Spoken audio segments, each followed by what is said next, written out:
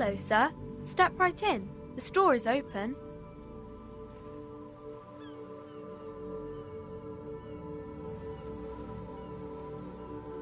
Are you interested in a new and exciting book?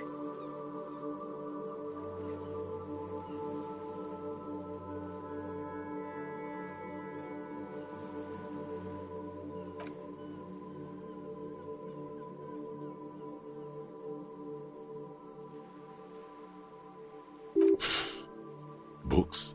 Postcards? Easy. Even a kid would know all of this.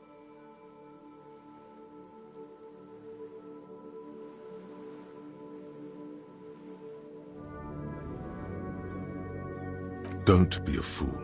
As an expert, it's your duty to tell what you know to everyone. Sir, are you okay? You've been standing here silently for a while now. Okay, sir. I'll try to answer any questions you have. I hope they're about books. My name is Annette, sir. My mum, her name is Plaisance. She owns the store. She's inside minding the register or organising the stock. Feel free to step in and browse our wares.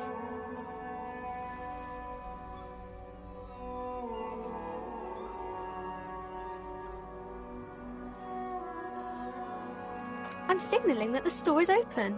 Otherwise people might not know. They'd miss out on the crime, romance and biographies of famous people.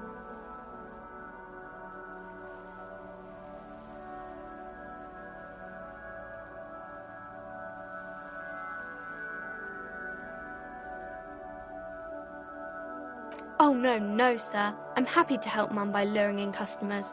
Besides, I have some hot juice in my vacuum bottle to keep warm.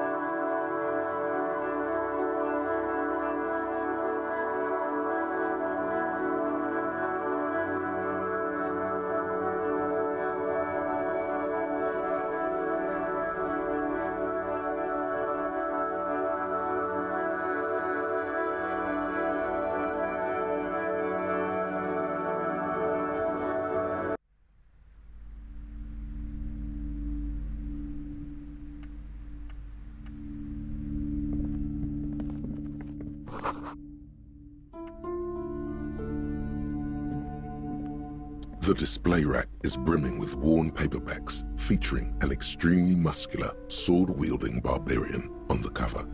Nearly all the titles contain the word Hyundai somewhere. Mountains of it. Heroic quantities of Hyundai. Roy's puny shirt is nothing compared to the real deal.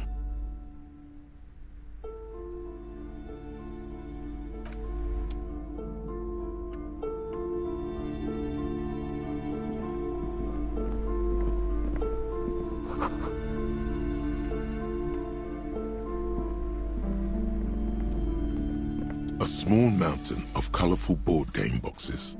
There are numerous types of games for all ages. A lot of shelf space seems to be taken up by Wirral-related merchandise.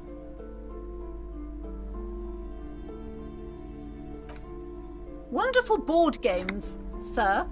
The Viticulturist is a classic for sure, or perhaps you'd like Archipelagos of Insulinda, a very educational game for those interested in geography. Raubritter is a fun game of economic competition, but can get quite intense after a while. We have games for the whole family. You can play with your children.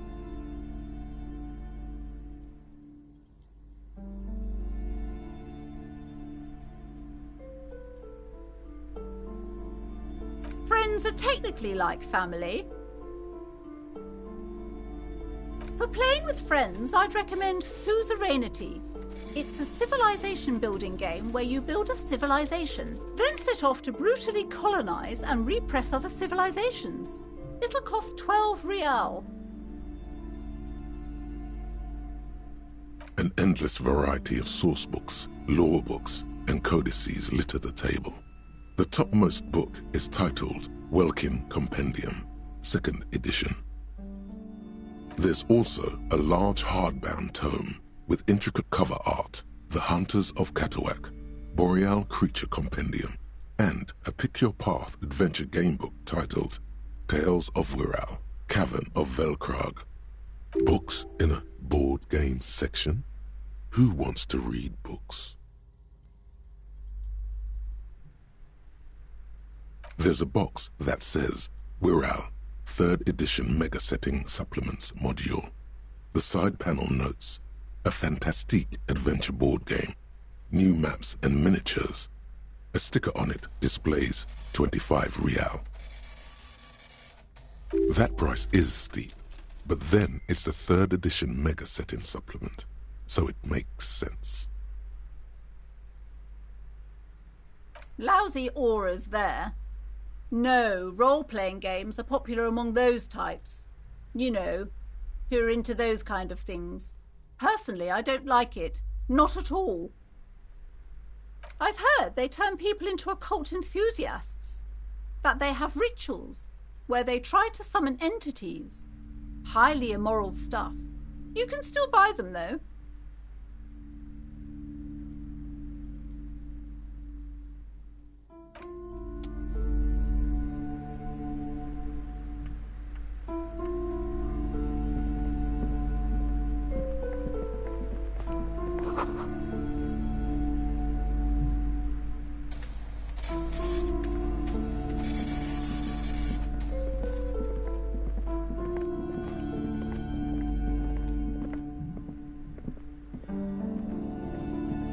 These shelves are overburdened with books from the same series. You see the name Dick Mullen over and over. A couple of spook novels hide amidst all the detective books, thrilling tales of spycraft and daring-do. Crime fiction is a disgrace, an asinine misrepresentation of the physical attributes of the arduous everyday work of actual police officers. These books greatly overstate the excitement of police work, glossing over how long it takes to actually follow up on leads and eliminate dead ends. What's more, they completely ignore the psychological hardships of year after year coming into contact with people during the worst days of their lives. Not a single mention of all the stress this work creates upon the officer's family. Detective fiction just doesn't tell the truth at all. Now, would you like a list of all the books found on the shelf? You see Dick Mullen on the job. Get Me Mullen. The Stalwart Adventures of Richard P. Mullen. Dick Mullen and the Murder in the Orchard. The Sordid Affair of Dick Mullen. A killing is declared. Dick Mullen in the Murder House. The Final Case of Dick Mullen. An obvious lie. Dick Mullen in the Clock Tower. The Ordeals of Dick Mullen. Dauntless Dick. Dick Mullen's Funeral Pyre. The Murder of Dick Mullen. Oh no, turns out he faked it to solve the case. Shelves filled to the brim with crime novels featuring the supposedly stalwart Vespertine detective Dick Mullen.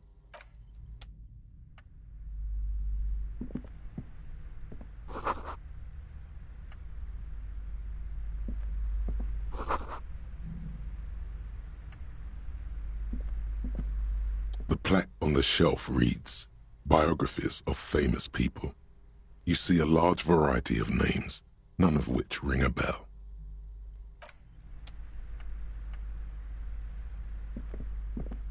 Several maps have been attached to a bulletin board hidden inside the alcove. They're held up by small pins. The board has come loose from one corner. The maps look old and faded. Your eye catches a map of Insulinda, a map of Revachol, and a map of Martinez. I'm sorry, officer. The map of Martinez is the only one available. The other two are not for sale anymore. And besides, you could scarcely afford them. They're quite valuable, though they might not look it. The map of Martinez is 90 cents, though. That old thing? It's an out-of-date map of a tourist location that never was nor came to be, from when some design studio people tried to spruce the place up 4 or 5 years ago. They also renovated the horse statue, set up those coin-operated viewers, and designed the new street lamps. The place does not look like a successful tourist trap, does it? They didn't get that far, for some reason. A shame the project never got going. Would be nice if someone fixed Martinez up. All these ruins are bad for business.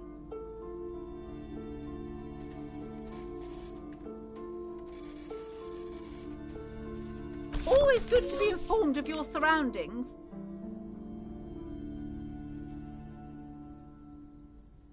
The north coast of a verdant island is shattered by the delta of a river.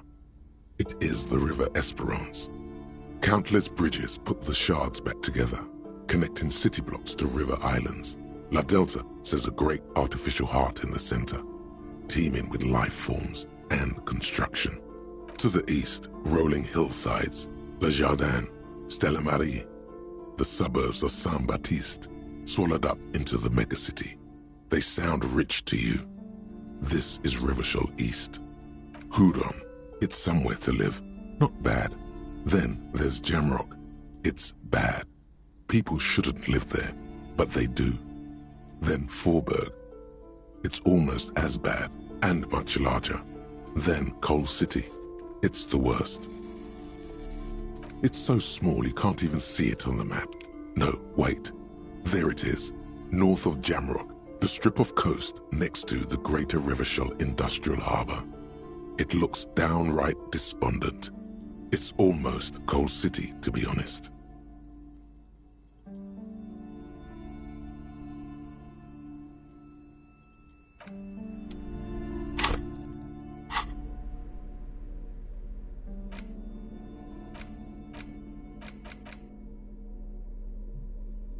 The worn map features the patchwork grid of the streets of Martinez, with directions to appropriately touristy locations. Year 48 resides on the upper right corner. Your finger moves through the various streets, across Rue de Saint-Ghislain and Rue Saint-Sipar, over Saint-Brun and Martinez North. Finally coming to a halt on the spot where you are currently standing, although the map gives no such indication itself.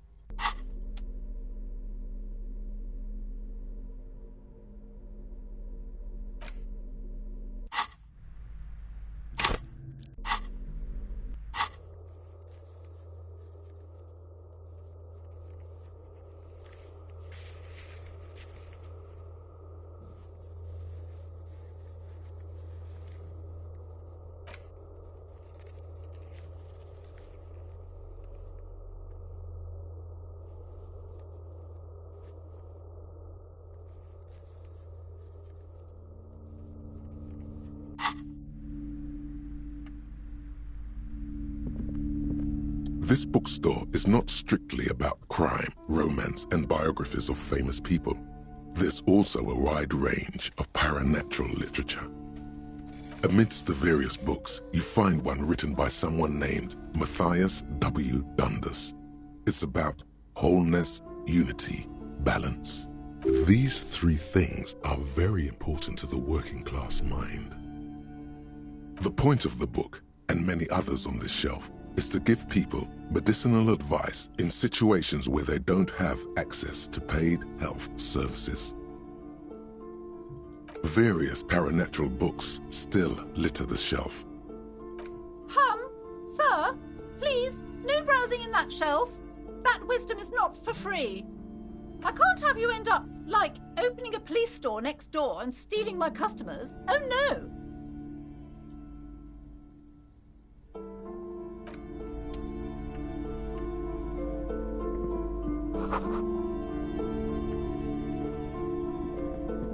This bookstore is not strictly about crime, romance, and biographies of famous people.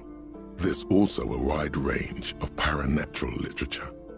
Amidst the various books, you find these three. The point of the book, and many others on this shelf, is to give people medicinal advice. It serves platitudes, while also telling everyone that traditional medicine, the kind people don't have access to, and which costs more than this book, is garbage, and would only give you cancer anyway. With wholeness, unity, balance, on the other hand, can basically take care of anything. Though it is important to note, when it's up to your mind to heal yourself, then it's because of your mind that you're ill in the first place. The book features chapters on topics such as how to find magnesium. It even lists plants you can harvest magnesium from. How to continue drinking if you're an alcoholic who has destroyed his liver.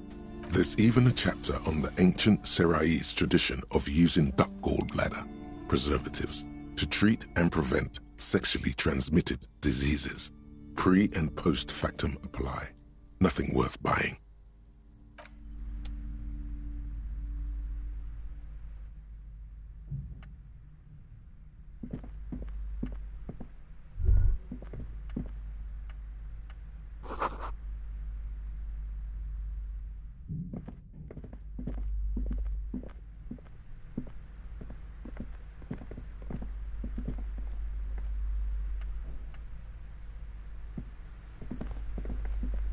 Welcome to Crime, Romance and Biographies of Famous People.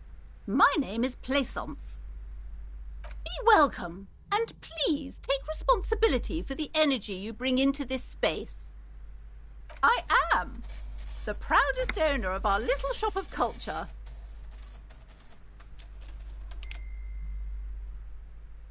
Goodness, you were already doing good, browsing the shelves. Why'd you stop? Don't you feel compelled? Go, go! Get back there. The books await you. Everything is on the shelves. Take a look yourself. The shelves compel you, don't they? Everything is on the shelves. Take a look yourself. The shelves compel you, don't they? Annette, yes, my daughter. I hope she wasn't slacking off again with her nose in science fiction. Tell me, was she at her post doing her job like a proper girl? Wonderful! Did you talk to her? Great! On a scale of 1 to 10, how compelled were you to buy books after talking with her?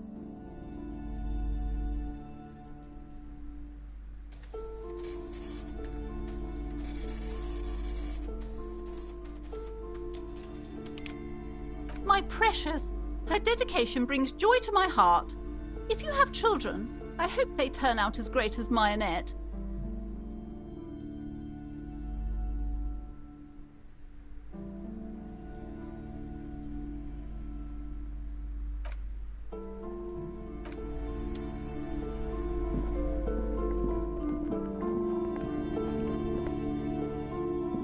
You see a set of tattered curtains blocking the way to another room. A strange cage-like trinket dangles from the curtains. Excuse me, officer. The back room is strictly for employees only.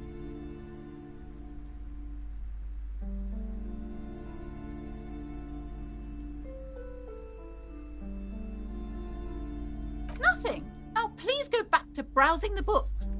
Don't you feel compelled to look at the books? The books are all you care about. She speaks almost as if she's trying to put a spell on you, urging you to buy more books.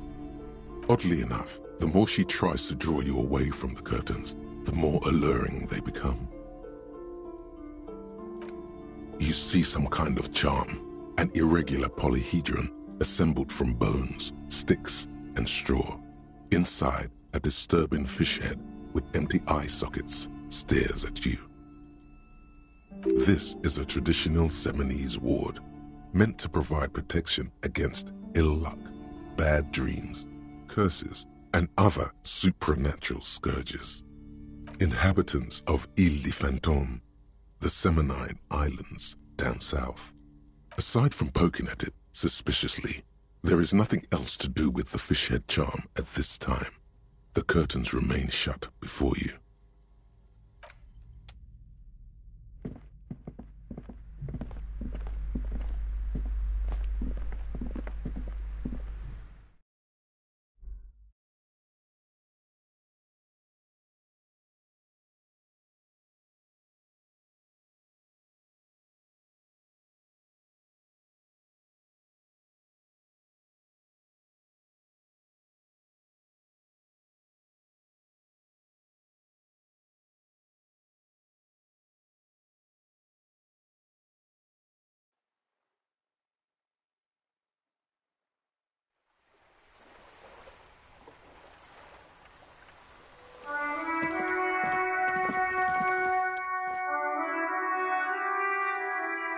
Every snowflake is like a little gift from the sky.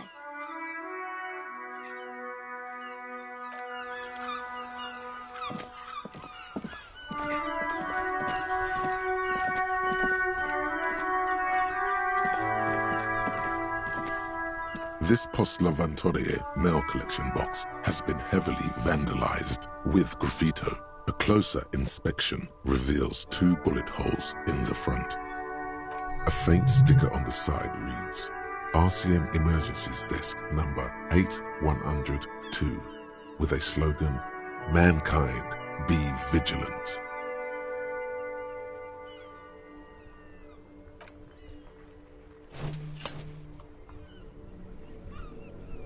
The box seems happy.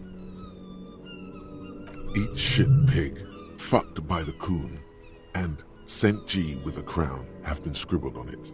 Jenny is a whore, and best set mailbox also. The mail collection box seems cathartic, thankful even. So do you. You shudder, then you swallow.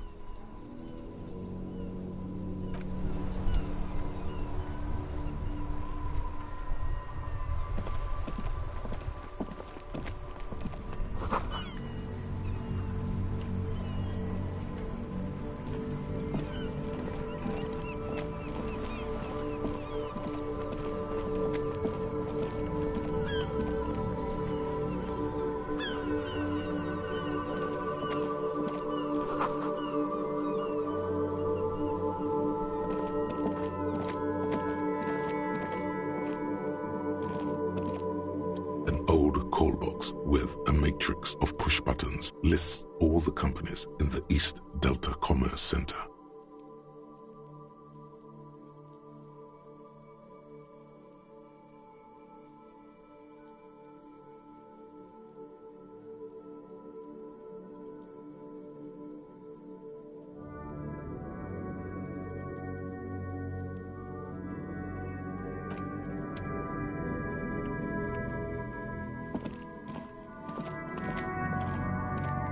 You see a set of tire tracks in the brown slush that covers the plaza mosaic.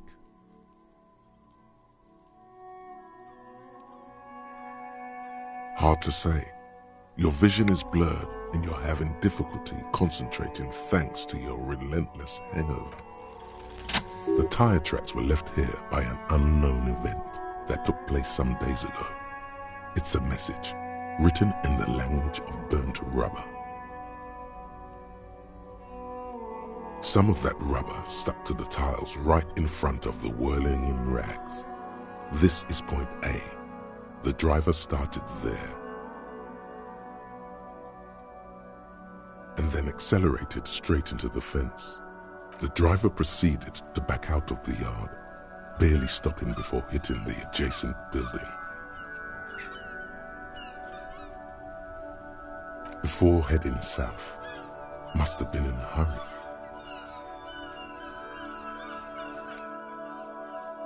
I'm not sure. There are plenty of traffic accidents waiting to happen in Martinez. With the jam right here on the roundabout, I would keep them separate. You could follow the track south. There seems to be a canal there. See where they went, if you find the time.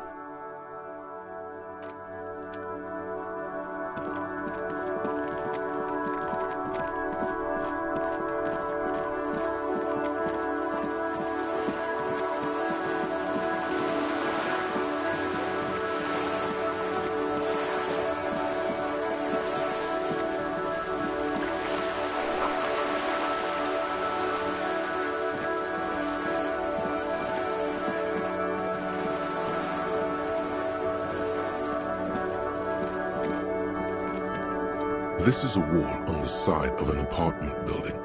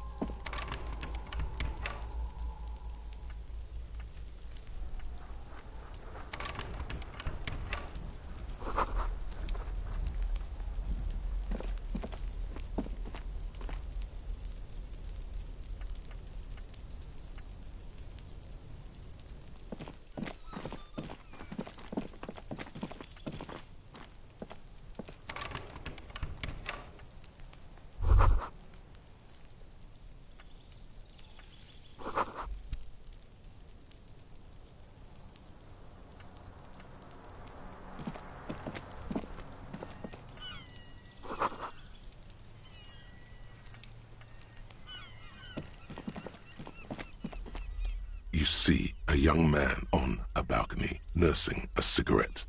His eyes have been following you for a while. Not looking for any trouble, officer. It's the voice of someone who has something to hide, my liege.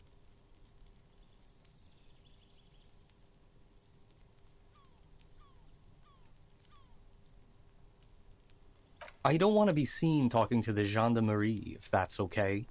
I just want to finish my cigarette. Don't let him go. This could be your witness. The balcony has a great view of the whole thing. Is it really that important? Like a nervous cat, he keeps stealing looks at the neighboring windows.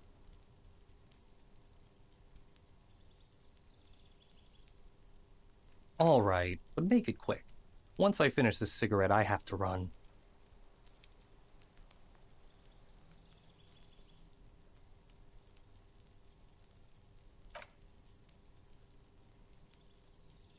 That's definitely not his real name.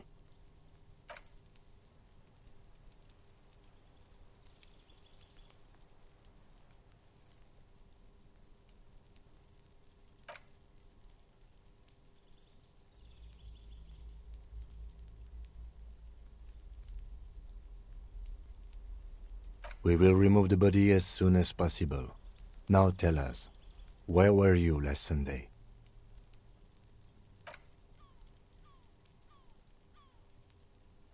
Wait, is someone else investigating the lynching?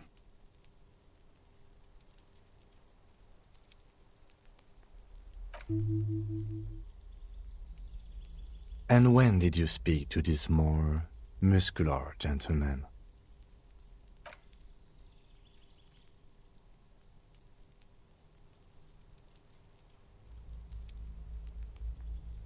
He's an actor declaiming a soliloquy. See how you hang on his every word? You didn't answer the question. What were you doing last Sunday?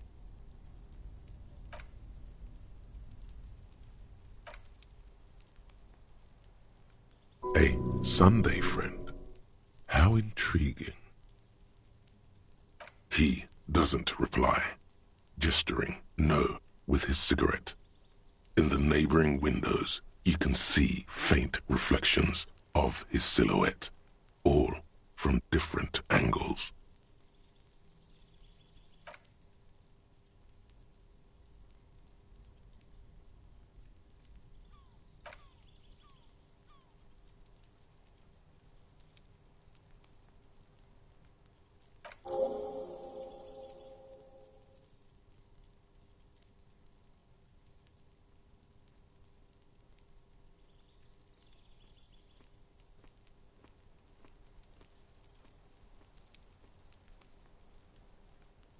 He's gone. No point in running. Tenements like these often have multiple exits.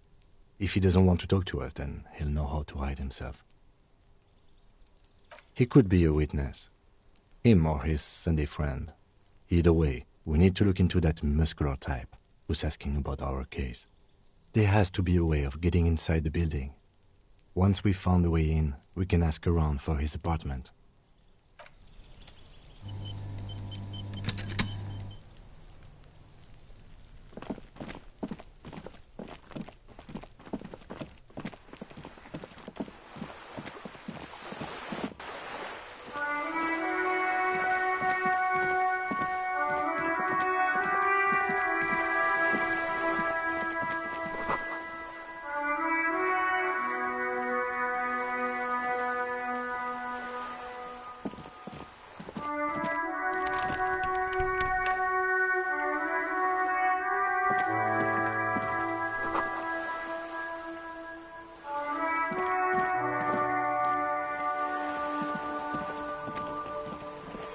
A sturdy metal door guards the southwest entrance to the apartment building.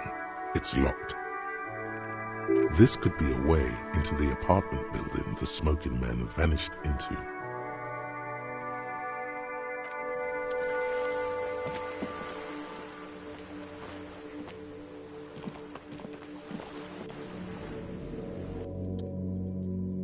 streets will flow red once more. A great torrent rushing down Rue de Esperance. You wait and see. The streets will not flow red with anything. Who are you? I'm Cindy the fucking Skull. What else do you want to know? Date of birth, blood type, the last time I was tested for Hep C.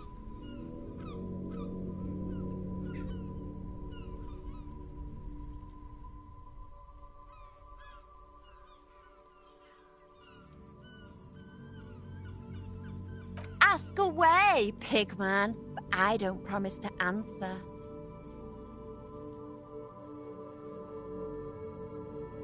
A brush? An artist? The red splatter is urban expressionism.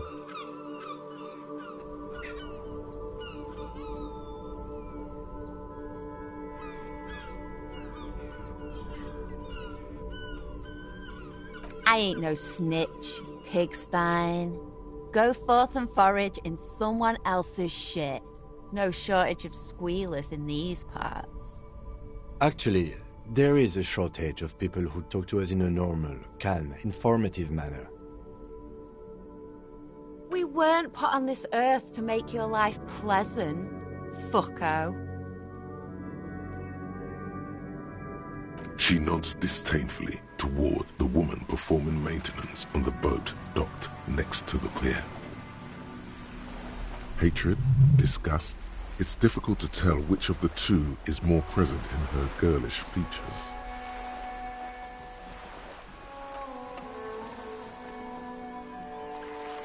The woman on the boat does not notice her staring. That is on her. Someone's got to keep an eye on her. Ozon is an archipelago 2 days' travel away from Rivershore. Its moneyed residents, used to posh restaurants and upscale boutiques, rarely have reason to visit Martinez. Probably the Wild Pines rep. We should talk to her. She's a professional negotiator, though. I have the feeling she will be very cooperative while telling us nothing. You should take the lead. Ask her unexpected questions, you know? Do your thing. Don't be afraid to get a bit wacky. Throwing her off is our best bet. Good idea, piggies. Run along now. Fuck her shit up good. Impound that boat while you're at it. I'd like to watch her swim back to Ozon. Watch your back, Ungulate. You've got eyes on you.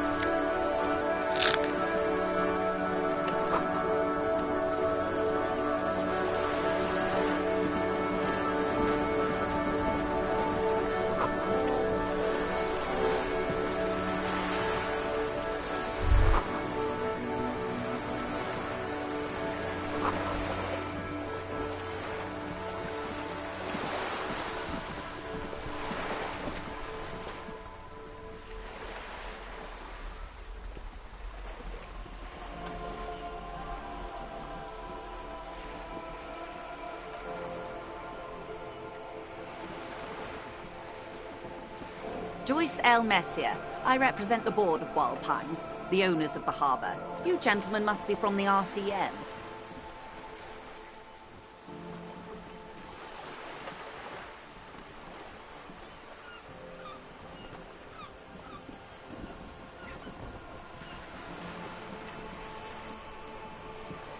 Nothing, honestly. I've said it to every drunk in town, and you're the first one who's responded.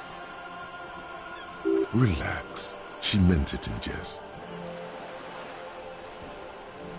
I'm glad to see you here. Like steel.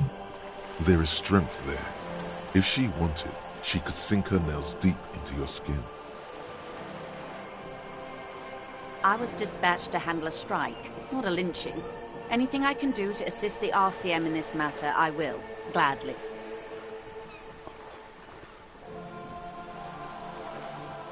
That is good to hear, madame. My colleague will take the lead on this interview. I should let you know that he is recovering from an unusual medical episode. Very unusual. But I can assure you of his ultimate competency. There's a trace of irony in his voice. Mischief, even. This is a tactic. It happens quicker than a shooting star. But did the lieutenant just wink at you? How interesting. I wish you a swift recovery. In the meanwhile, you have my full cooperation, and the full cooperation of the Wild Pines group.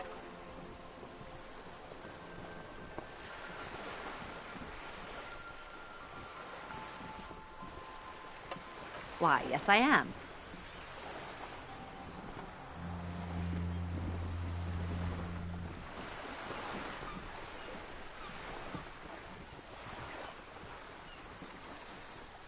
The boat? No.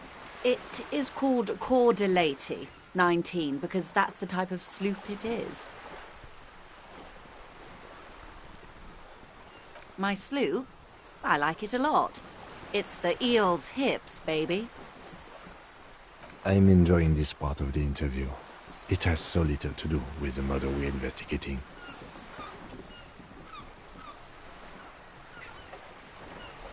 Good.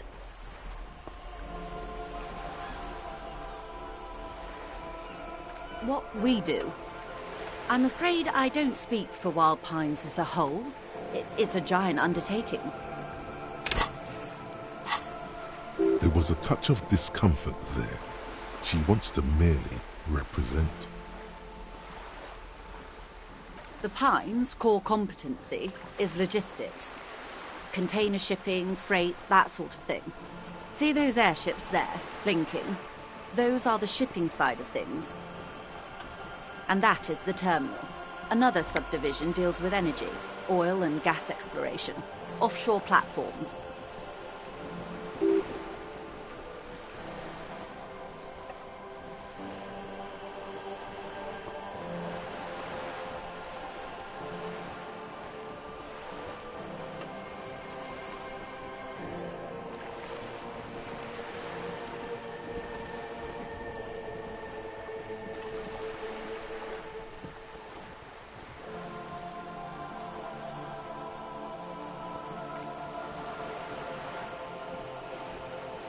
Everything.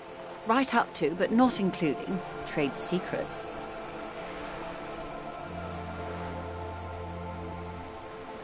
I believe the official title is Senior Labor Negotiator. In practice, I'm a grocery clerk. I relay the union's demands to Wild Pines and return with Wild Pines' counteroffer. And how are the talks going? They're not. That's the problem. The union stopped all negotiations a week ago, after that awful lynching took place. Wait, she just admitted that the lynching and the strike are connected. Now they won't even let me into the harbour. There's a 2-meter 20 racist behemoth blocking the gates.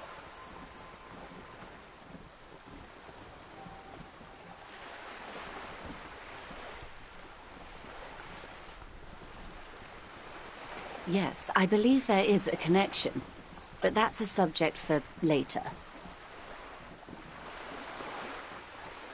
Let's say I was not making the kind of progress I'd hoped for when I first arrived. And when did you first arrive? I arrived 3 weeks ago. Yes, in the middle of February. The bay was still partially frozen then. I prefer to do these things on site, like the RCM. But the strike began in December. I wasn't the original negotiator here. I took over after Mr. Gaumont hit a wall with Mr. Clare, the union boss. Mr. Clare refused to speak with Gaumont despite concessions he'd granted the union in prior negotiations. This isn't the first time the union has gone on strike? Heavens no. There have been 2 prior strikes, Both times the union won significant concessions, including overtime pay and a medical plan. This time their demands are more, I guess you could say, Ludicrous even. It's meant. Mr. Clare told him to, how did he put it? Fuck off, midget. Gaumont is short of stature, you see. Yes. Keep in mind, this is a negotiator Mr. Clare has worked with before, and who was more than fair with him and the union. There are leaflets everywhere, and banners. What did they say again? Every worker, a member of the board. Most of the workers probably don't know what that means.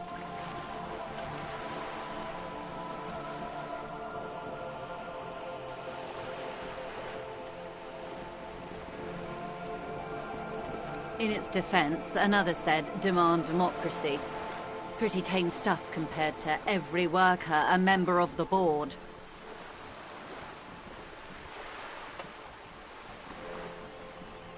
Fortunately, they explained it.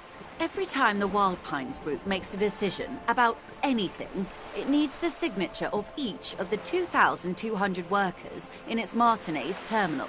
Just so you understand, this is but one of 22 terminals owned by Wild Pines. Essentially, not only are they kings of the company, they are also kings of the 72,000 employees of Wild Pines Group.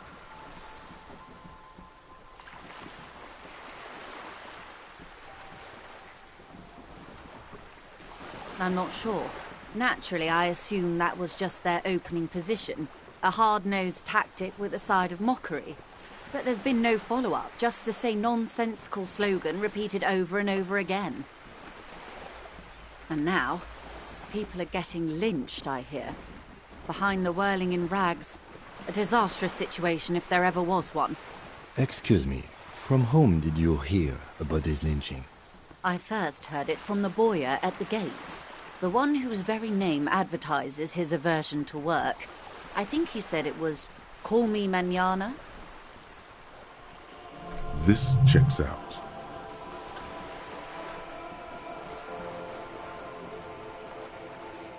The scabs? You mean the huddled masses of Jamrock, come to plead for work where the union refuses to? Don't let her answer it herself.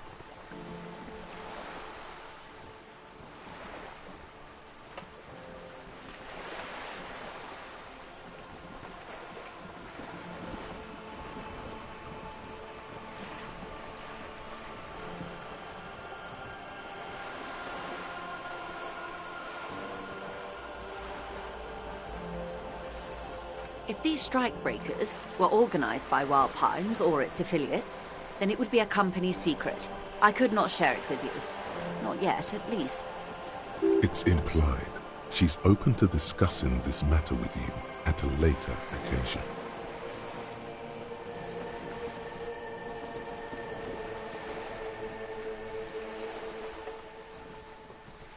Everard Clare is a man of the utmost integrity. If you can say one thing about him, it's that he always puts the interests of the workers first. Of course not.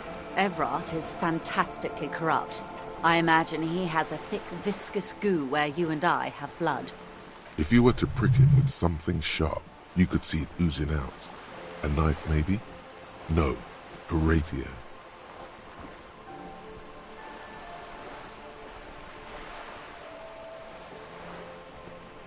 He is the most corrupt individual I have ever seen, and I deal with men like him for a living.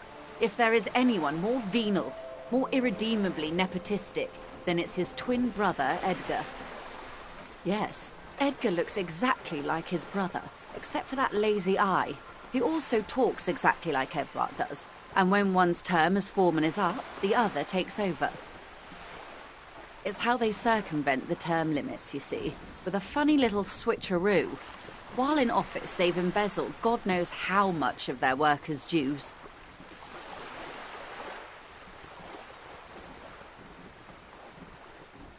The Débardeurs Union was once a perfectly normal institution. 20 years ago, anyway. It must not have been easy to establish under the Emergency Act. but they did it. I can respect that. Organised labour at its best, as they say. Then something happened in the local chapter elections. The brothers Clare came and transformed it into a... how do you say? A mob. The debardeurs are a crime syndicate. Sad as it may be, I suspect we'll be forced to cooperate with them. Refreshingly honest, officer. The company has tried appeasing in the past, but I'm afraid our concessions have only emboldened Everard and his brother. And your opinion, Detective, if I may ask? I'm a curious and talkative person, you see. Would you say the Debardeurs Union is...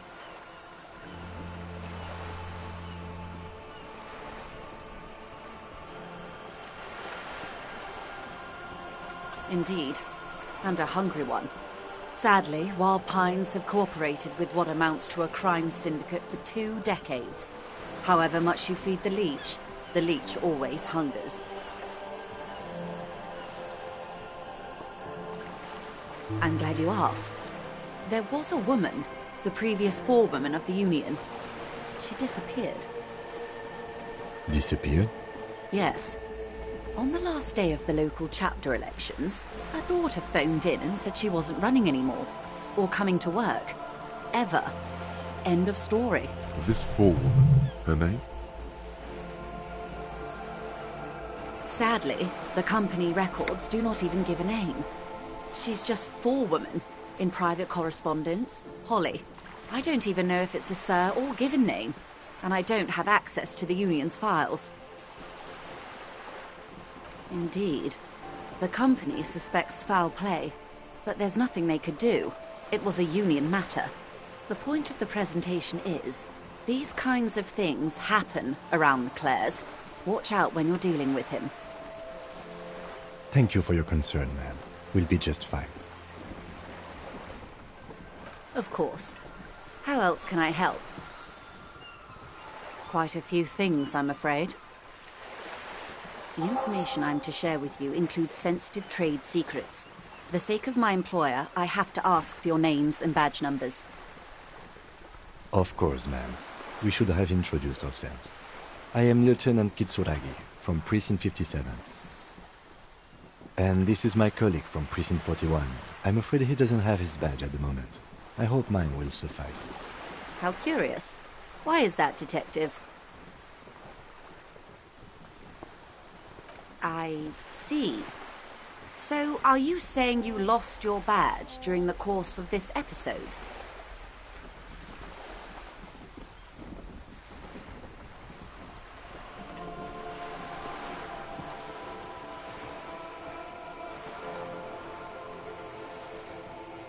Oh dear. Some kind of encephalopathic amnesia. I don't even know how to respond. I do believe you, naive as that may sound. I simply can't imagine what you gain by faking such a condition. As I said, ma'am, his technique may be very unconventional, but he is an officer of the RCM. Of course, I sympathize, but I'm afraid I simply can't share anything more until I've seen that badge. She's a professional negotiator. She should be open to some sort of mutually beneficial arrangement. Of course. But before we do, officers, let me be perfectly clear. The situation is extremely volatile. The sooner we can speak about this lynching business, the better for all of us. Of course, Detective. Take care.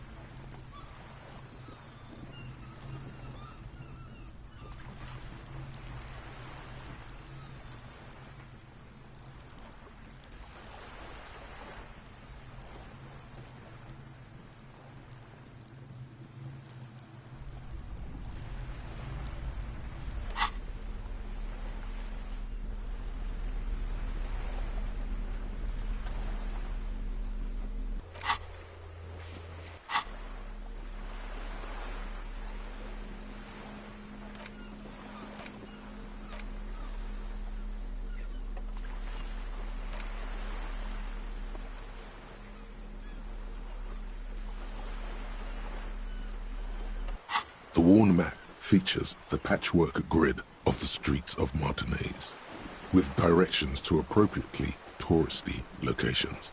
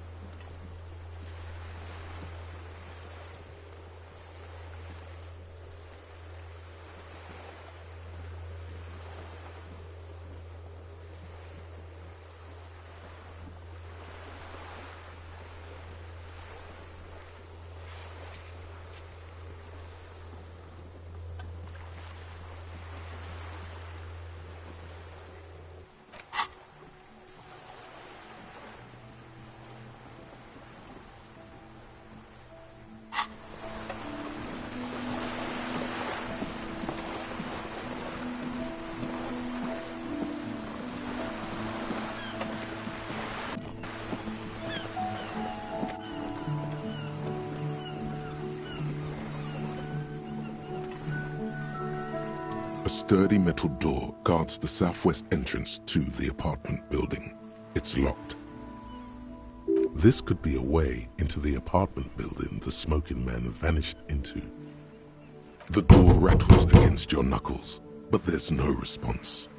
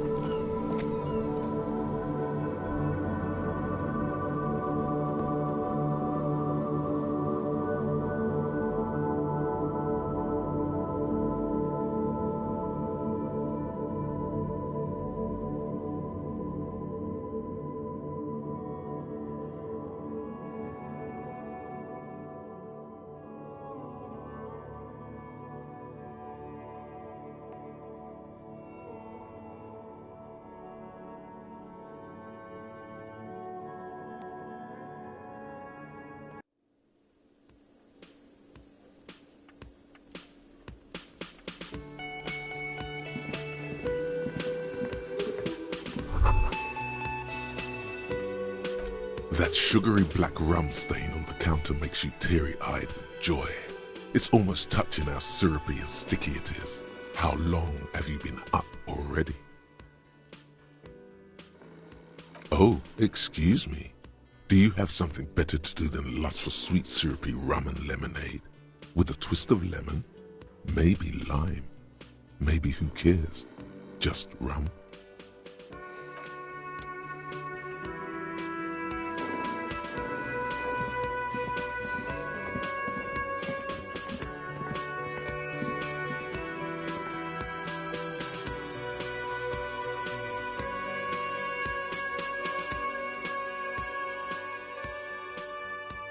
Hello again, sweetie. I see you've met up with your colleague.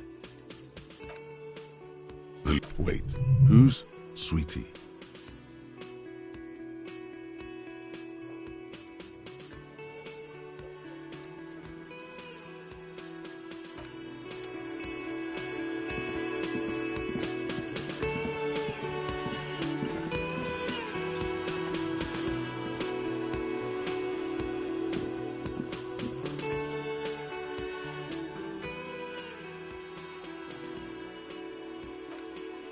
Mr.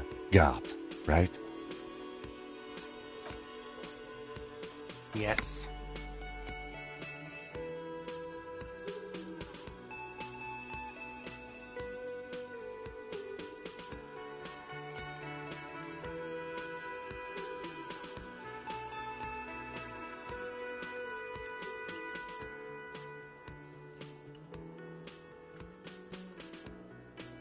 Fantastic.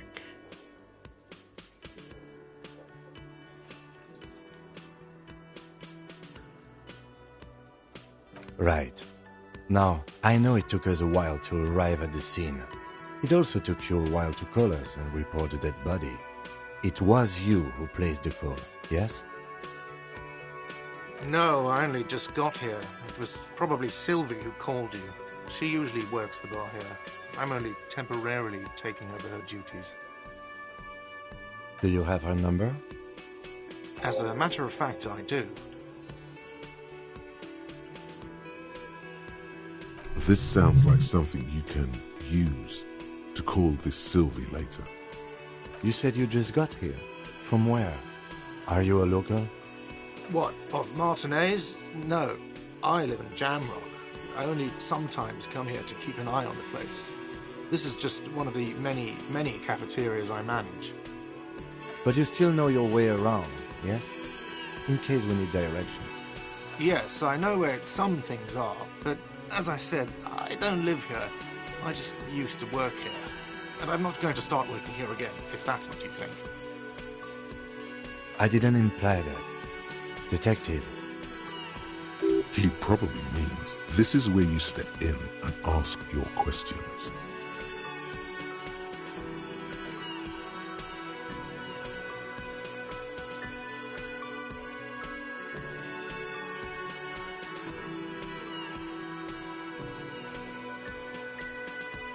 I don't know who killed him. I'm not the police. That's your job.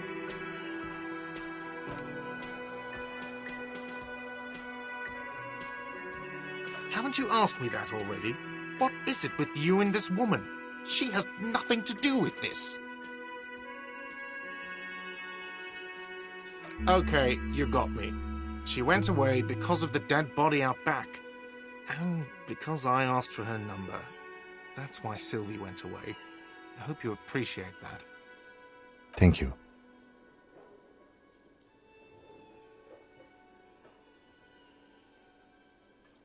Is it? Because I thought you were supposed to be investigating the lynching, not my employer conduct.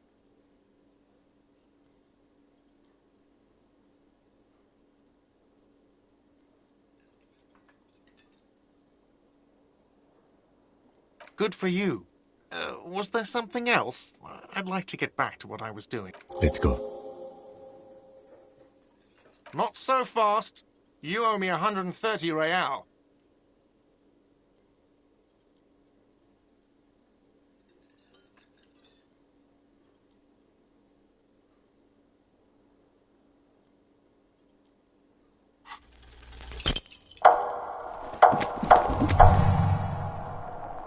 One moment you're running like the wind, then you've suddenly turned around and are giving him the finger, furiously, with both hands. Why?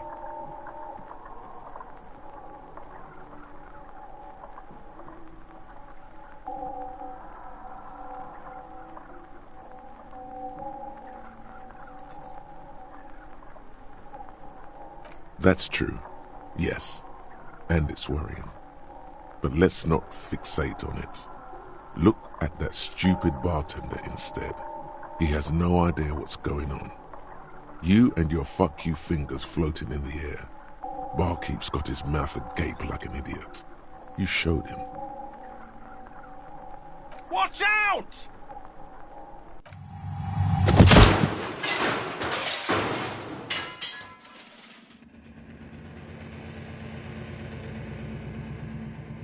Everything goes dark. Back so soon.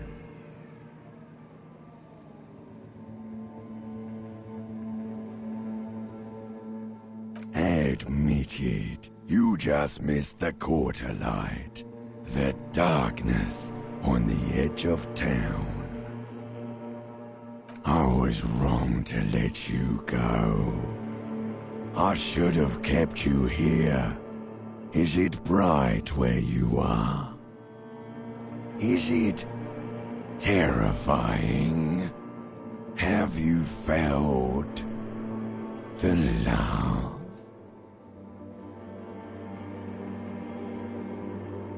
It doesn't look so, sweetie. Are you okay?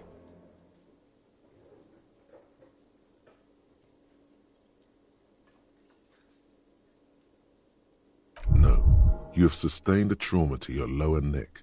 In addition, you have strained your left trapezius muscle. Pain surges down your back when you move. The chair took the brunt of it. Don't worry.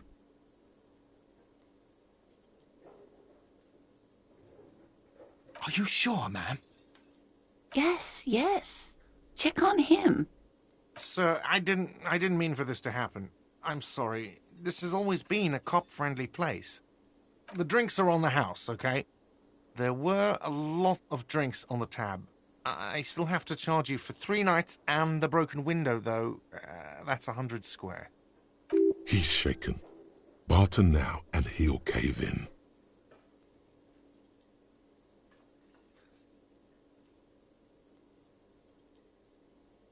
Okay, fine.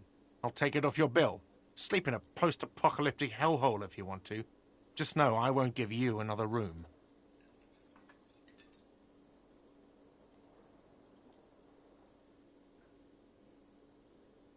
Not entirely cool. You still owe me 60 real for 3 nights stay. If you don't have it by tonight, I can't let you back up there. And for God's sake, watch out for yourself.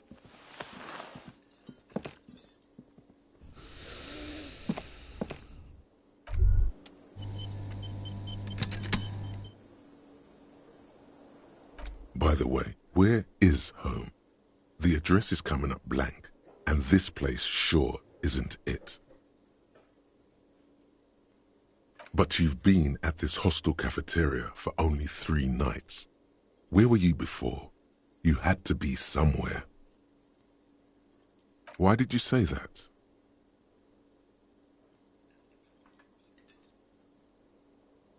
No. But isn't that an expression, not a place? A saying, up on Marvel Hill, a great high place, one that is impossible to climb back to. That doesn't sound like somewhere you can stay if you run out of money.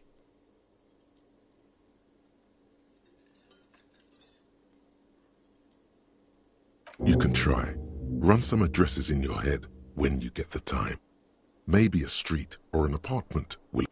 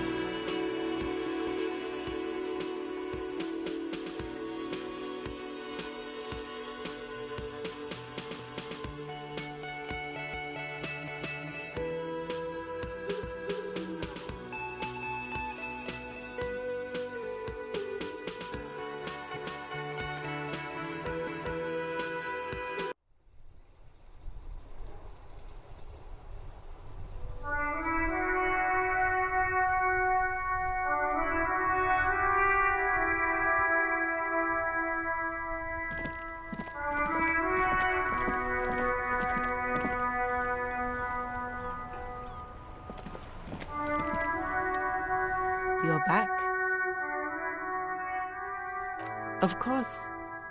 What can I help you with? Well, this might be the last snow we get. At least I hope so. Snow has nutrients in it. Helps everything green up in the spring. At least that's what my grandma always told me. Yes, think about the cute grandma, not the weird snow.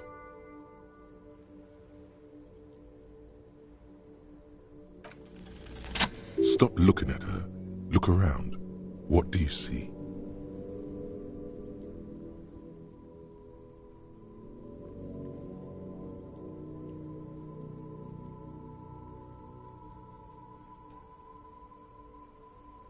That's right. And the canal, the bookstore, the harbour gates. This is a great vantage point for keeping an eye on you. No, of course not. I don't understand what this is about. The kid did this, right? The red-haired rat? Can't say a sentence without or kipped. He's always giving me trouble. Maybe you shouldn't be. I mean, you do your job, but that kid is beyond help. And he certainly won't help you. You've been resting here for quite a while, haven't you? Yes, I'm tired. I understand. The RCM isn't welcome here, and the locals want to keep an eye on us. There's silence, the smallest of smiles. That's okay, miss. Do what you have to do. I think we're done here. Let's go. Of course. Where to? No problem. She's very well composed. Back straight. Of course. I won't hold you back. If there's a corpse, then you're going to need those gloves for the autopsy. Sure. Keep them. I have another pair.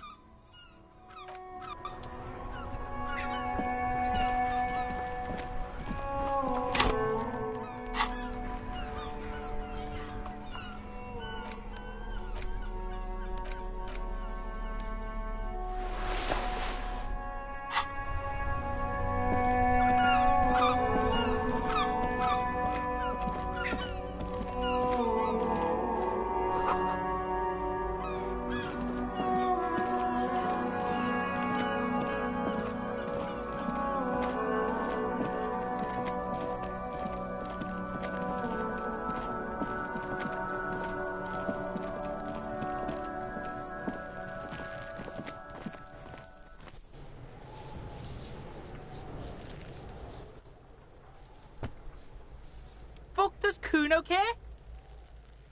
Pig, do you have any idea how fucking stupid that sounds?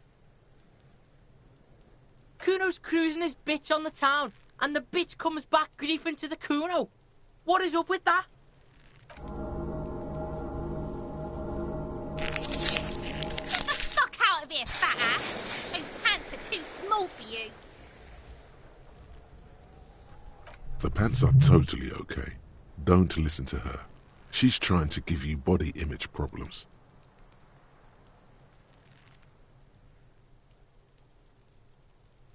Kuno doesn't fucking care.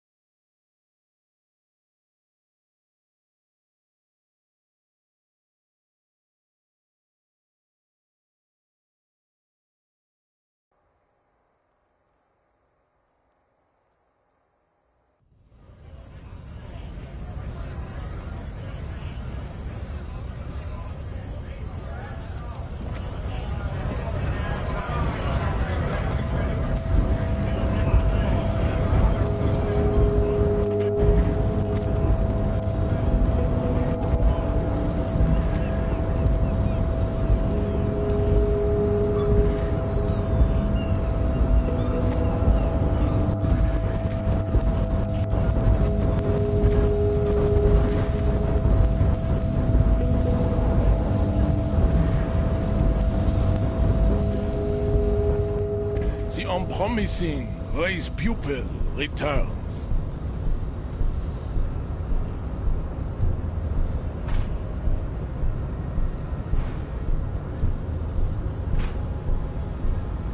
And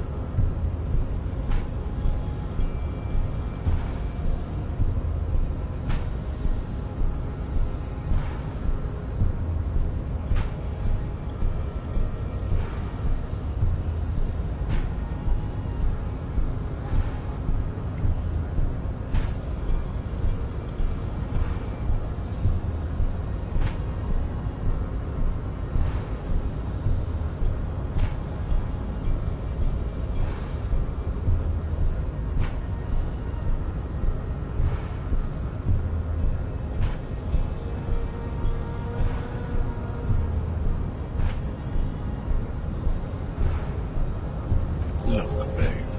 The rich man has humiliated and emasculated this couple. He can only think in base materialist categories and feminine abstractions like money. Rich man really fucked him over, Jean.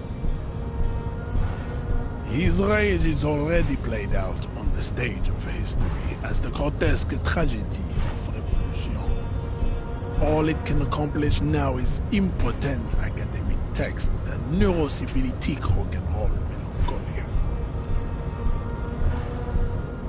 Impotent class warrior, I take pity on you. You clearly want to enter the harbor bad, like a little boy who wants to go on the potty. I can press the button for you. It will open the door.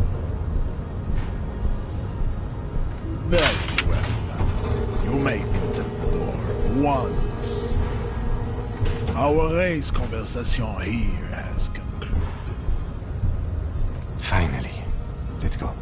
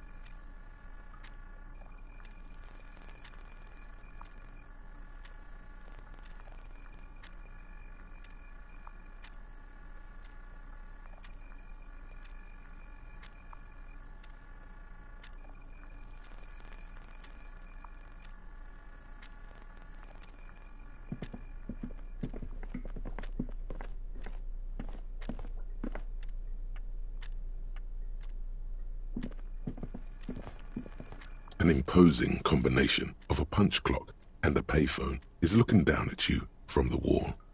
A note on the side says, "Tokens unavailable due to strike. Use change."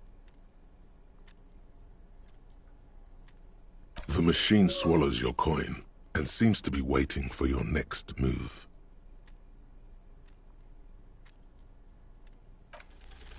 It's unclear whether you actually have muscle memory. Right now, your finger is just drawing vaguely occult patterns in the air. Undoubtedly, no. Sure, why not? Muscle memory is a tricky thing.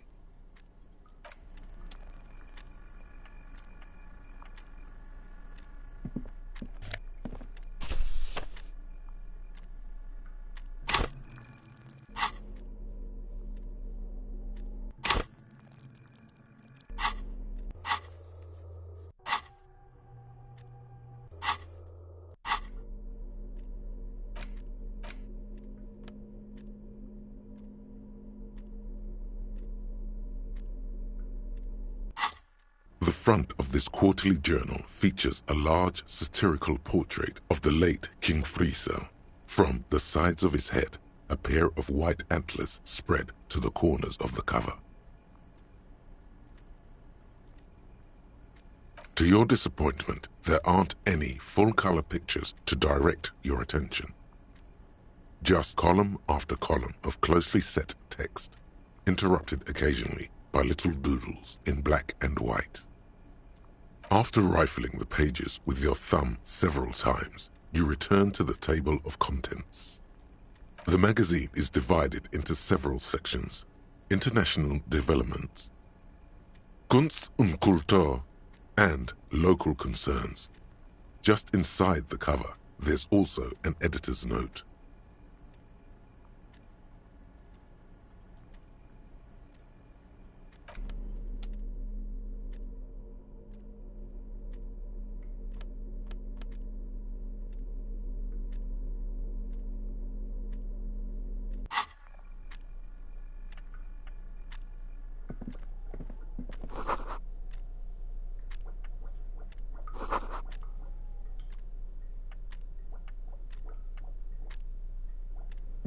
On second glance, someone has forgotten to properly close one of the drawers. It's unfortunate for the Union to just leave their paperwork lying around like this. The drawer opens smoothly. Inside is a well-organized selection of brown folders. Hundreds of documents containing logistical data. Two kinds of transactions stand out. Materials coming into Revachol from the outside world, from Muindi, Grad, and even Ilmara. And the same materials being handed over to companies inside Revachol, Kuron, Coal City, La Delta, and Jamrock are listed among the many districts where the imports are being sold. It's hard to make sense of this thicket of company names, dates, quantities, and percentages. You try to focus, but the lines are getting blurry.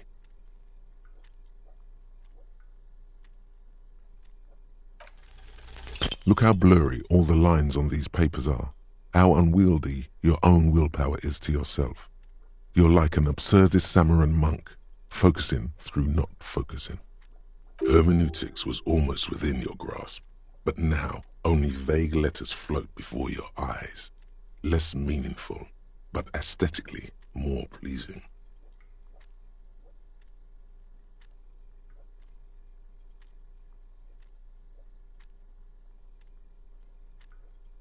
Is that what you're doing with those folders over there?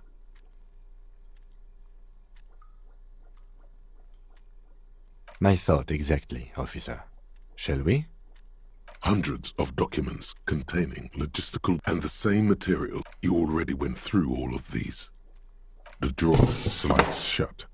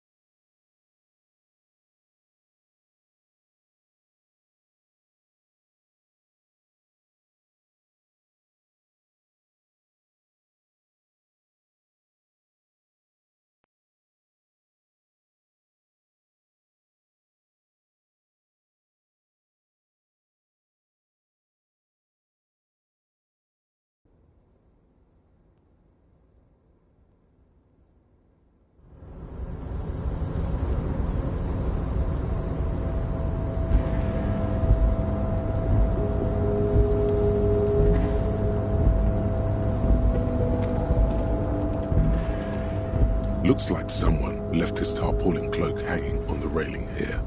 There is a white rectangle clearly visible on its back. Yes, it was probably you. It does bear the RCM insignia, after all. The service cloak issued to you by your station? Yes, I do. As your fingers touch the tarpaulin, it almost feels like the cloak wants to deliver a message of comfort through your fingertips.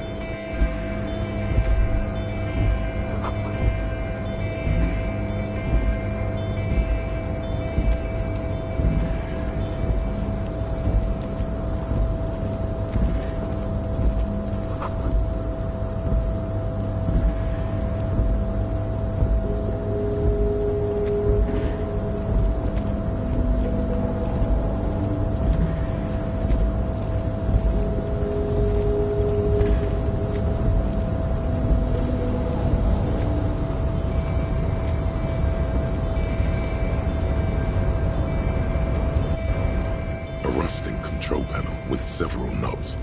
2 buttons marked Marche and Arrête are faded with use. It seems to control the large crane above. A container is attached to Allumer on, Éteindre off.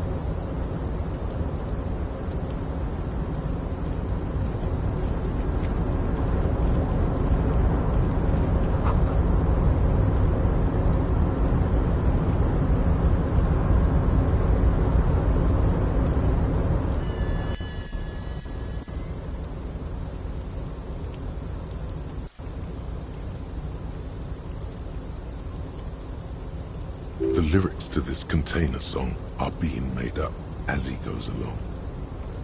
The accent is so thick, it's impossible not to notice he's Ubi, from the vanishing peninsula of Ubisoft on Mundi.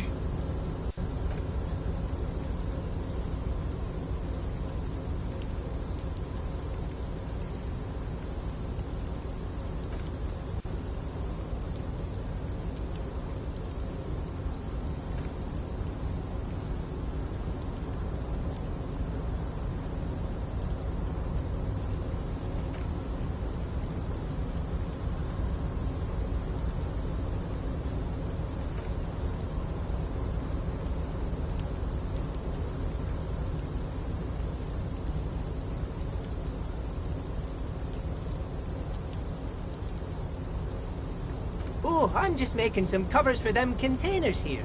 Yes, I am. Yes, I am. So it's easier for the crane operators to spot them.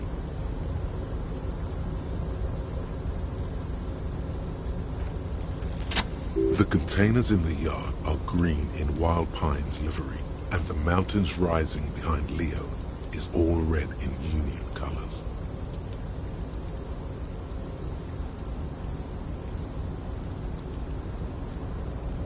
It's like some red infection was spreading outwards from the container yard's core. There appear to be cisterns underneath the Union container covers.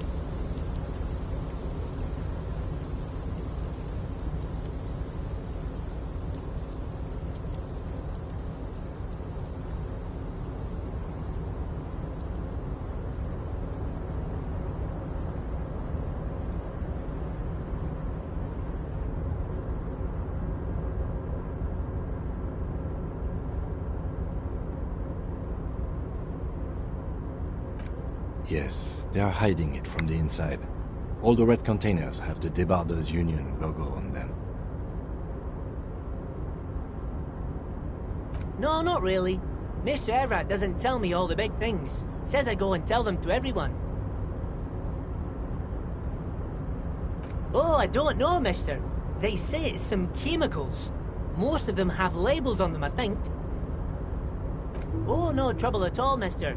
No trouble at all.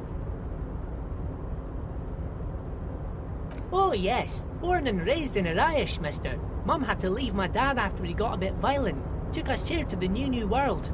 I was about 10 then. Too old to lose my accent then. People say us Ubis are up to all sorts of trouble with sheep and other animals and whatnot. I just want you to know there was never any of that where I come from.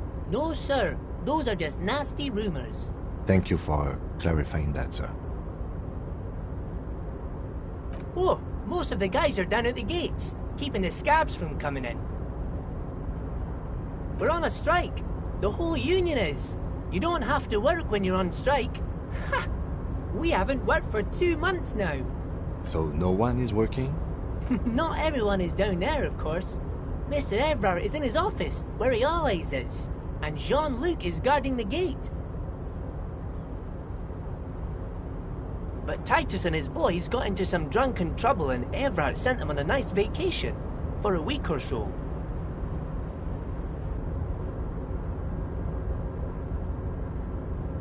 Oh, I'm not really supposed to talk about that. That's union business. Him and his boys stirred up something in town. Probably drank too much and got into a fight or something. I heard Mr. Everett telling them to take some time off.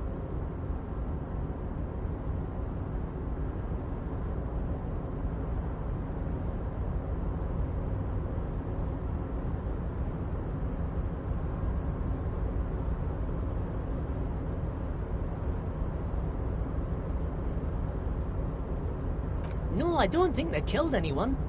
Let's better talk about something else. Titus and his boys do good work. I don't want to get them in trouble over a little drinking. He probably doesn't know anything anyway. Who in their right mind would tell him? Oh, that one. That should be empty as far as I know. Lots of containers here have nothing in them. They're just waiting to be loaded up. Yes, yes. Everybody needs a job, and this is mine. I'm Leonard, by the way. Leonard Bellick. But everyone calls me Leo. I'm like Mr. Everett's right-hand man when Mr. Edgar is out of town, and Mr. Edgar's right-hand man when Mr. Everett is away. Actually, Miss Beaufort is the right-hand man, but she's a lady. Who is this, Miss Beaufort? A real pretty lady with a skin like those Douai Sucre candy bars my missus likes so much. Them are real nice to suckle on once the dinner is done and me and the missus sit down beside the radio. But I can't listen to the radio all the time. There's so much to do around here and I'm always busy keeping things running here. Yes I am, yes I am. Oh, Lizzie, she is a real sharp tool. Mr. Everett put her through some fancy school and everything, east of the river. 4 years she was gone, and when she came back, she was all fancy and lawyerly.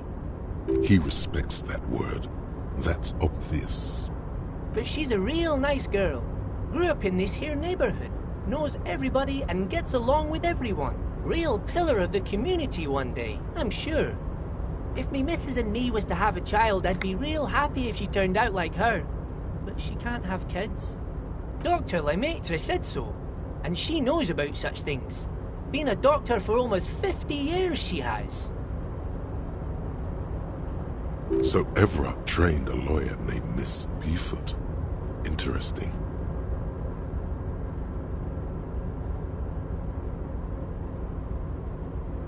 You see disdain in the lieutenant's dark eyes when they meet yours for a moment.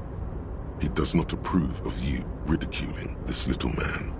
Oh, mister, I do a lot more than that. I really do most everything around here. Mr. Everett said many times I'm irreplaceable.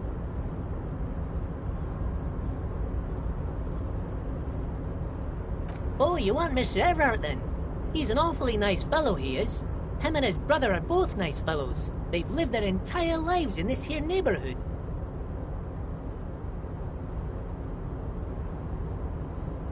Guys like Mr. Everett and Mr. Edgar, his brother, are real good guys. Made Martinez what it is today. Mr. Everett and Mr. Edgar and I went to the same school we did when we were boys. Oh, Mr. Everett is where he always is. In his office, of course. Bye-bye now. Guillaume Le Million. Bad news. Guillaume Le Million did not become a cop. In '38, he went on a tour to the Sinyao province in Safre, where he died of autoerotic asphyxiation. His body was found hanging from a decorative dragon tree in his junior suite amid drug paraphernalia, unwholesome objects, and the Sylvia Trainer single, Wonderland, skipping in the background. And yes, you can take this as a metaphor for Revachol in the 30s, and also as a warning.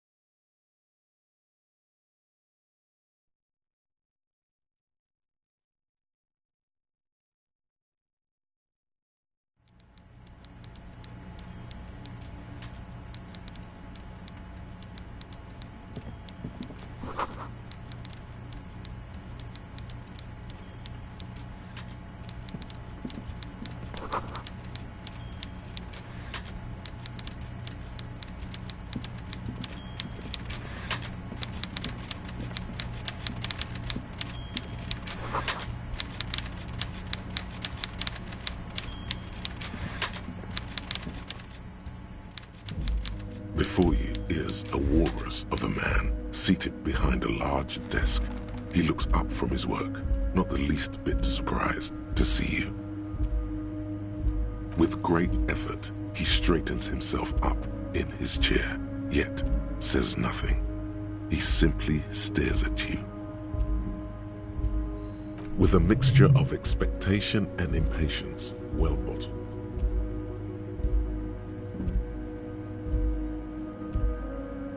Welcome, Mr. Dubois, Mr. Kitsuragi. It's good of you two to stop by. Please, have a seat. I'm Everard Clare, head of the Debarders Union here in Martinez. I'd offer you my hand, but unfortunately my health prevents me from getting up. You understand? He looks extremely comfortable. The tiny folding chair, on the other hand, looks like a torture device. You go ahead, detective. Whatever he has in store for you, it can't be good, he thinks. I'll do my best.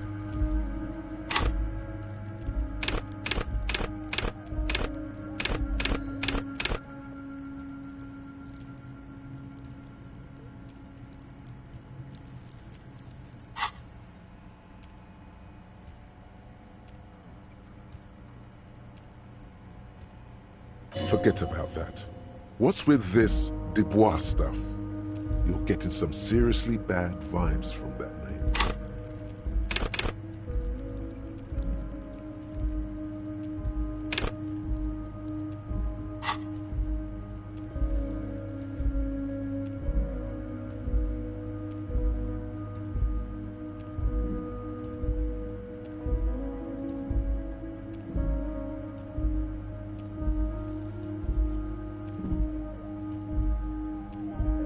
Please, Mr. Dubois, let us converse in a civilized manner, as equals. Take a seat. I insist. It's nothing. Yes, that's probably right. It's nothing. Forget about it. Filter it out. Excellent, Mr. Dubois. I can see that you're a reasonable man, and reasonable men can be of great use to one another. So tell me, how can the head of the Debarders Union help a representative of the Revachol Citizens Militia today?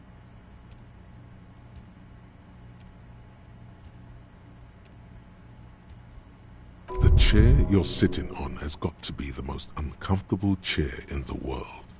It's violating your backside.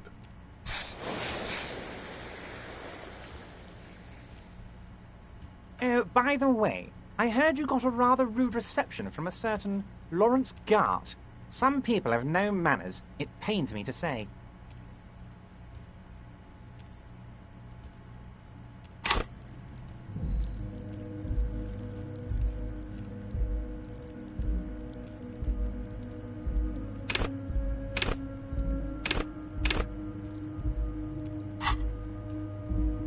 This should take care of that nonsense.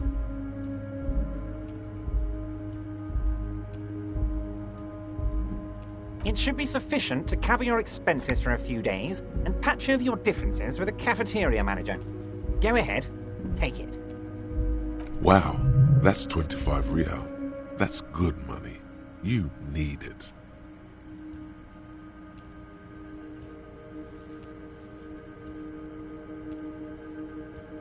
Yes, I know Lawrence. He's a real character. No union man in him. A real piece of work, that boy is. With a grin, he points to the checker game. It's like you're on a game show. At least don't thank him for it. Is there anything you'd like to say to me? Or... don't mention it. But also don't forget it. I'm just kidding, of course. He's not. Now, I'd like to set your mind at ease about one other matter. Your lost gun. Let me assure you, Union people are on it as we speak. I've got my best hounds looking for that lost gun. His slug-like lips move, but all you hear is an echo. Lost gun, lost gun, lost gun. The world is swallowed by a black hole of fear. Only 2 words escape its gravitational pull: lost and gun.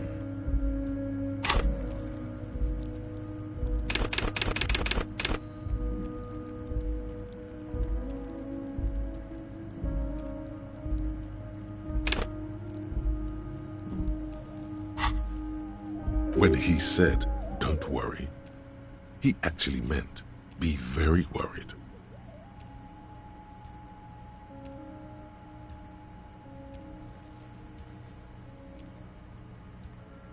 I know everything, Harry.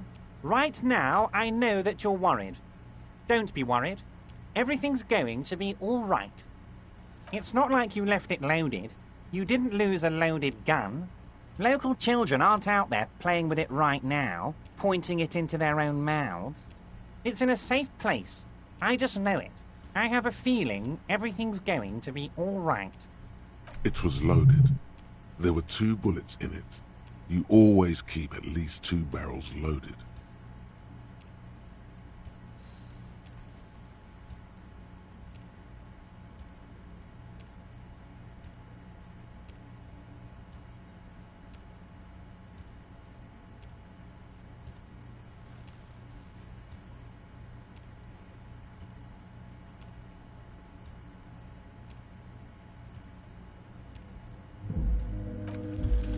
Who does this guy think you are? Ronnie the Rookie? You ain't worried about no lost gun, or unpaid bill, or forgotten name. You're the bad cop. You're probably more corrupt than him. Fuck yes, you're part of the old guard, the ancient guard, the most corrupt, unholy cops in the land. Chill out like the black dragon you are. The fat man does the same, sinking deeper into his chair than one would think is physically possible. He seems to be enjoying your little display. Good. Now lean in with some corruption. That we do, Harry. Let them say what they will about you and me. We're both born fighters.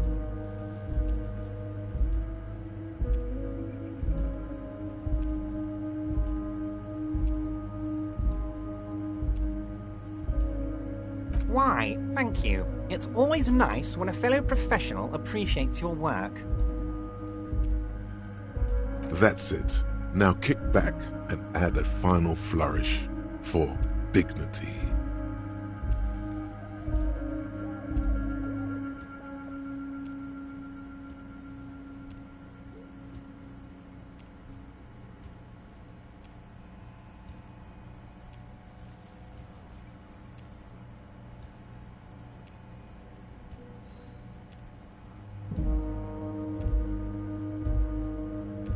You strike me as a reasonable man, Harry.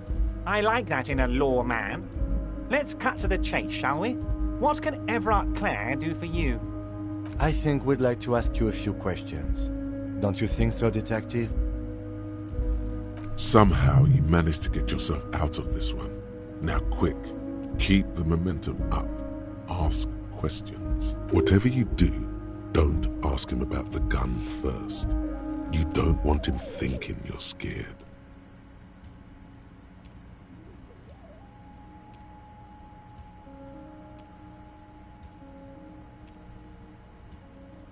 Of course. Let us dispatch with the formalities. You call me Everard, I call you Harry. My God, so it's true.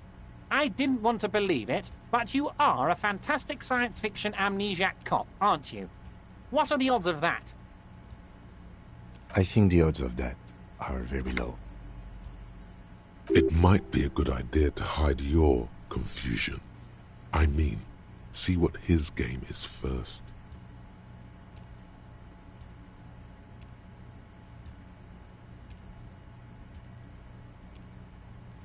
I assure you, there's nothing to be ashamed of, Harry. You're among friends, and the good news is... I have a big fat folder on you, Harry. I'm sure you have a lot of questions to ask. Maybe I can help you out. I'm sure you had some concerns you thought I might be able to address. And you were probably right. I can. It's just a brown folder. You can't make out what's written on it. Are you trying to tell me you've gotten hold of some of our documents? Mr. Kitsuragi, would you mind? Me and Harry are talking about his lost identity right now. Don't just jump to the folder. That's not smart. Shows you're on the edge. Do some probing first.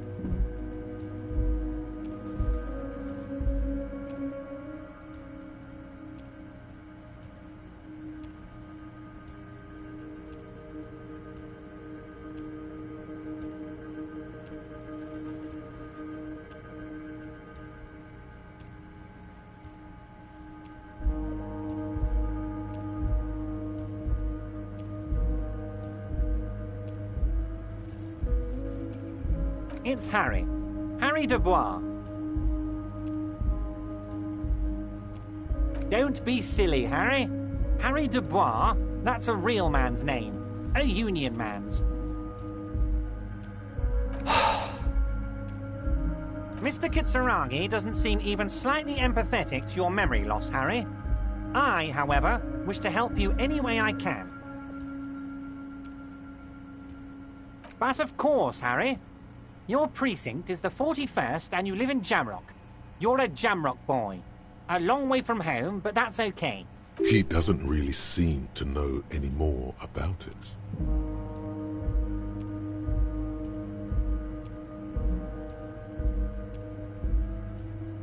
Of course, Harry, of course. Let's not linger on personal details and amnesia. You wanted something from me.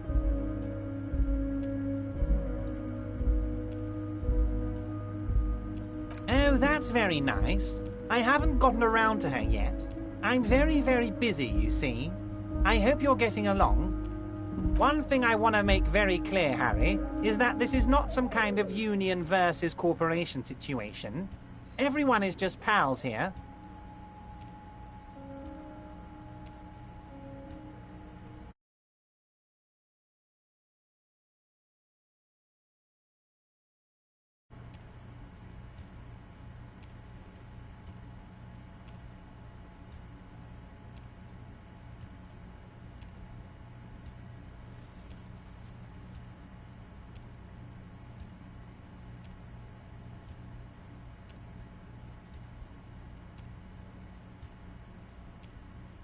Yes, we're all trying to do what's best for Martinez. Don't feel like you shouldn't work with her just because you and I are such good friends. I'm not a jealous guy.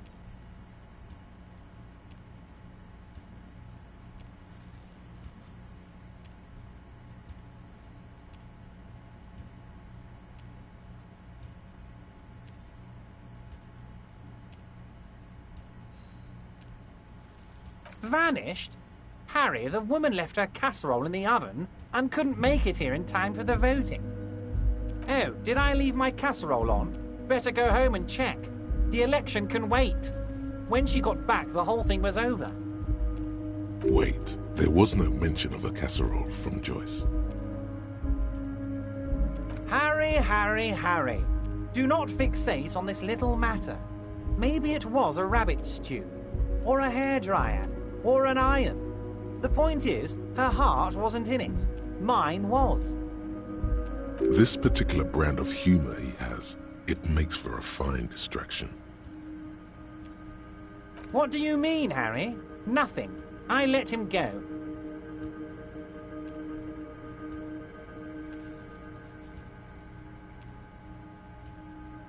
He's an old man, Harry. I wanted him to spend more time with his family. God knows how long he's got left.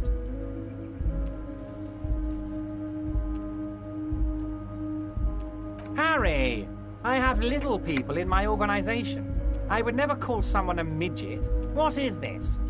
Honestly, I'm beginning to think you're a midget, Harry. I'm only kidding, Harry. You're not a midget. No one is. We're pals.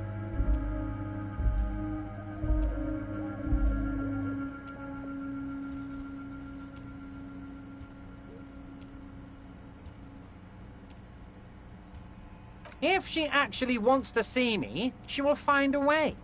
Any good negotiator would. And I just don't have anything to discuss with a bad negotiator. Of course, Harry. Let me just assure you one more time. It's perfectly okay to share anything we discuss here with this Joyce. This is a completely transparent organization. I have no interest in what she is doing, but I myself have nothing to hide. Your business is your business, and I respect your privacy. Just remember, none of this is secret. Tell her about all of it. My brother's picture, my singing swordfish clock. Tell her how overweight I am and how I'm helping you find your lost gun. Tell her about everything. Everard doesn't mind. It is rather interesting to tell people things about each other, isn't it? It was nice telling him about her right now.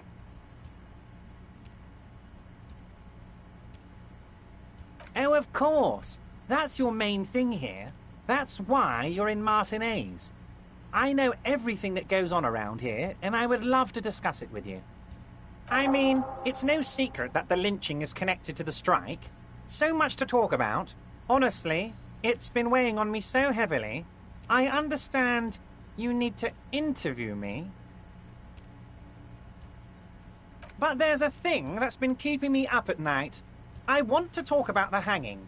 I mean, if we could just calmly talk, exchange information, we could blow this thing wide open. Yes, that sounds good. Let's do that. But I can't think straight with this thing weighing on me. You're police officers, aren't you? I have a crazy idea. You guys are basically door-opening machines, incredibly talented at opening doors. I'm not sure I understand.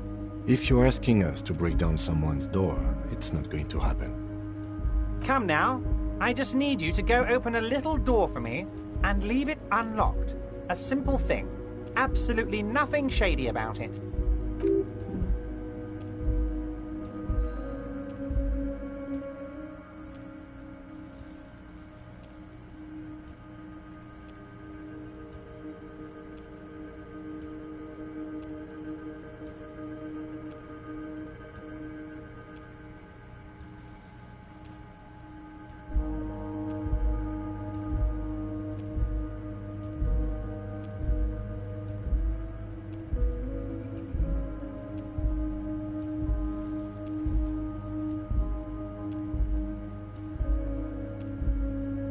Oh, no one's. It's just a weasel. A weasel lives there. Nothing for you to worry about.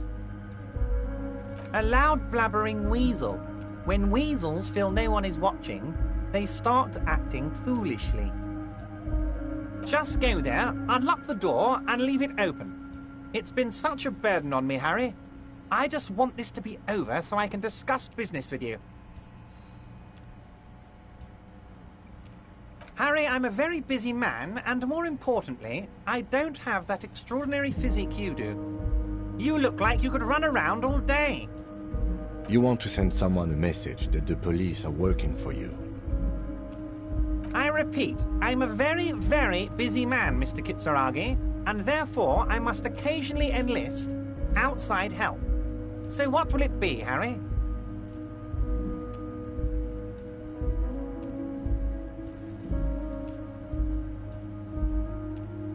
Fantastic, my friend. Just let me know when it's done and we can take our friendship to the next level. You can get the key from Manana. He's down by the gates. Manana's like a free agent in the Union. Special operations. Hardened socialist. A real free thinker, too. He'll tell you precisely where the door is. One last thing, Harry. Just open the door. You don't need to go in or anything. I just want that weasel to come home and see the unlocked door.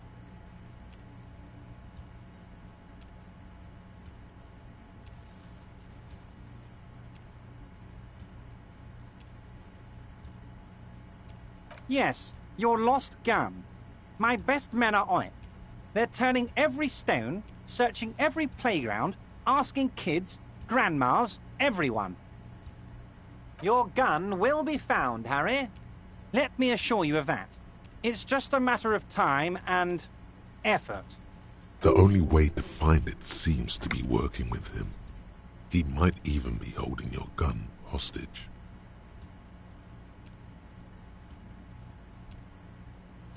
Yes, thank you for the hot tip regarding your lost gun, Harry. My men have indeed factored in that you pawned it.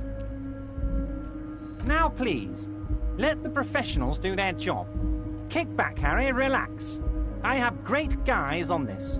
You focus on what's important, building our relationship for the good of Martinez. It did not come as a surprise to him. He might actually not be bullshitting.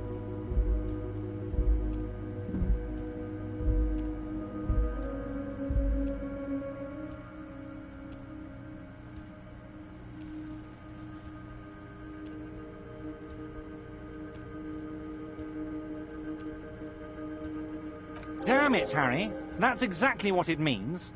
I'm only kidding, of course. Of course. I understand. We help you, you help us.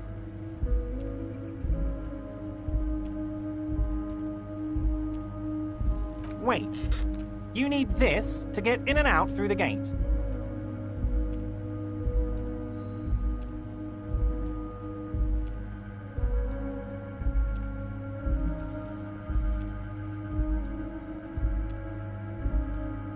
Here, you're one of us now. A real red and white Union man. Take care, Harry.